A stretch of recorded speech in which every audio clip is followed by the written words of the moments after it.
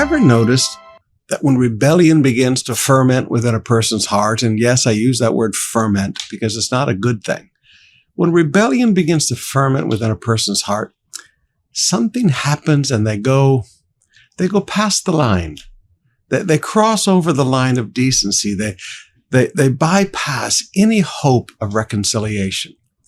So oftentimes, if you're the person who's facing these people, you go, why do they want to push it so far? I mean, please, we can sit down and work this out. Why do they want to push it this far? Well, I think we find an answer here. In 2 Samuel chapter 16, in our devotional reading today, 2 Samuel 16, verses 20 to 22. Then Absalom turned to Ahithophel. Now, this was the number one advisor of King David, who had bitterness in his heart because David had sinned against his family. David had sex with his granddaughter Bathsheba and killed her husband. And this guy stayed around David, but he kept bitterness in his heart. So Absalom turned to Ahithophel and asked him, what should I do next? Ahithophel told him, now here's the world's wisdom for you. Go and sleep with your father's concubines, for he has left them here to look after the palace. Then all Israel will know that you have insulted your father beyond hope of reconciliation, and they will throw their support to you. Now notice that phrase. They will know that you have insulted your father beyond hope of reconciliation, and they will throw their support to you.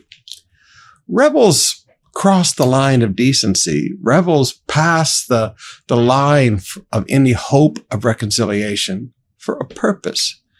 They do this to gain support of people. They do this so that people will know, there's no going back. If they're going to get followers to follow them in their rebellion, the followers want these people so committed that there's no hope of peace, no hope of reconciliation. Now, beloved, sometimes you're going to find people do this to you in life. Maybe they're on your team in the office.